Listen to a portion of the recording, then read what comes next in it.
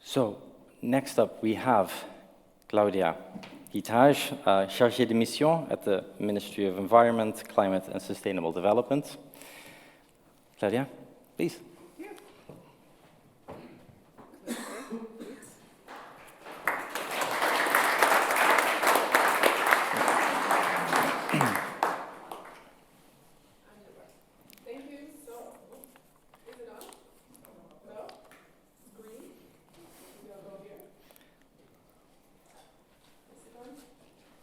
It was on mute, okay. See, I knew I would make an error like this. It is my great honor and privilege to be here and address all of you this morning. I send you warmest regards from Minister Joël Welfring and my colleagues at the ministry.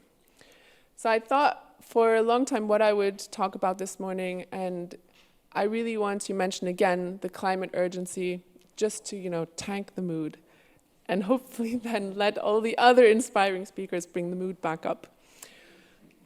So I don't know if you've seen this slide before. What we have here are the warming stripes. So for each year, a different stripe shows the difference in temperature, global average surface temperature between the year and the pre-industrial period. And what we see, of course, is that it's getting warmer and warmer. But what I like about this graph is that it shows the generational inequality. So for someone who was born in 1950, this person will experience some of the warming effects. But our kids who are being born today, they will experience potentially devastating effects of climate change. And it's up to us to make sure that we limit emissions to the very low scenario to really prevent terrible consequences in Europe and everywhere else in the world. So whenever I go home, see my kids, I feel very inspired to continue the work, and I'm sure everyone in the audience feels the same way. So what does this mean? It means, of course, more extreme weather events. I'm showing you here the annual hottest day temperature change for different warming scenarios. So we are, of course, fighting very hard to keep global warming to 1.5 degrees. And when we were at the climate COP in Egypt last year, and also in preparations now for the COP in Dubai, we are part of the High Ambition Coalition, really fighting for the 1.5, but we were also very happy and supported the creation of a loss and damage fund at the last COP. So you can see that aside from the intergenerational inequalities, we also have regional inequalities. And of course, it is the developing countries that will be experiencing the brunt of climate change effects, which is why the work of ICFA is so very important. What does this mean for biodiversity? You can see that species loss will increase dramatically. We will have more extinction events the higher the temperature. And I want to emphasize we're trying to limit global warming to 1.5 degrees. If we surpass this, our next target is not 2 degrees, it's 1.501. So the impacts that we have are not linear. So for every little incremental increase in global warming, the impacts will be that much worse. And I told you this would be a doom and gloom kind of talk. Next to species, of course, what is the impact on human health? This graph shows again that the biggest impacts will be felt in developing countries. And so, of course, we need to limit global warming to prevent climate impact migrations and to prevent hunger crises, as you can see here. On the top graph, maize yield, and the bottom one, fisheries yield. Purple means reduction in yield. Again, we see in some of the northern countries an increase in yield, but on the whole, a reduction in yield that will lead to more hunger crises, unfortunately. And if we limit global warming to 1.5, we can also limit the impact of these crises. So, great minds think alike. You saw this graph already with Stefan.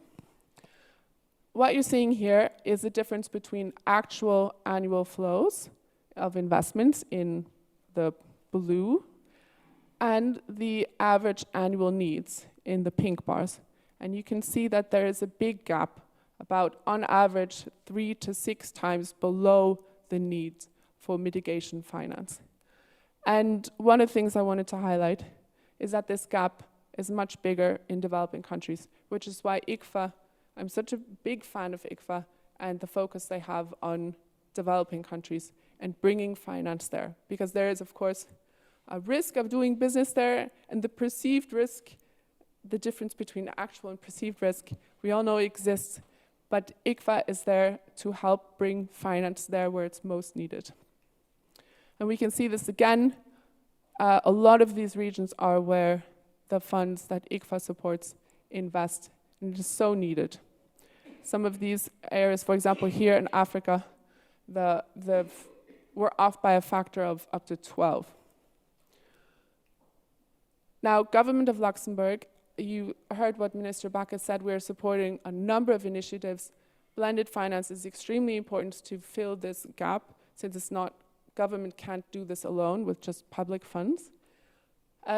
What are we doing? We are, of course, when it comes to climate change mitigation and adaptation, we are looking, one, to reduce our own national emissions. We just published a draft update of the PNEC, the National Energy and Climate Plan. This is an important piece for us in making sure we do our part when it comes to climate change mitigation. But next to this national focus, we are of course also keen on reducing greenhouse gas emissions abroad. And there are two ways we do this. One is international climate finance. We have committed 220 million euros over the 2021 to 25 period. And this is on top of our development aid. But I would argue the biggest impact we can have as a small-ish country is in sustainable finance. Because if we support true sustainable finance, we can have such a huge impact on the world, getting investment flows to flow where we need them most, to fill this finance gap that we just saw on the previous slide. So, I will keep it short because I know we're already over time. Thank you for being here.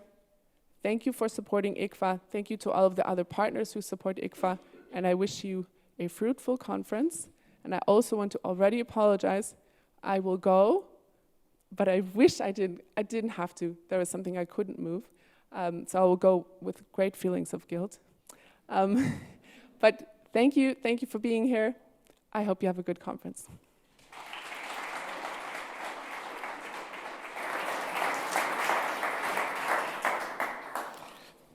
Thank you so much, Claudia. I don't think it was too depressing, but I'll leave that up to everybody else to decide at this point in time. I have to say, without the steady support of Luxembourg government, both the Ministry of Finance and the Ministry of Environment, I don't think the ICFA would have been where we are today. So thank you again for all the help. I hear the compliment back. Apply now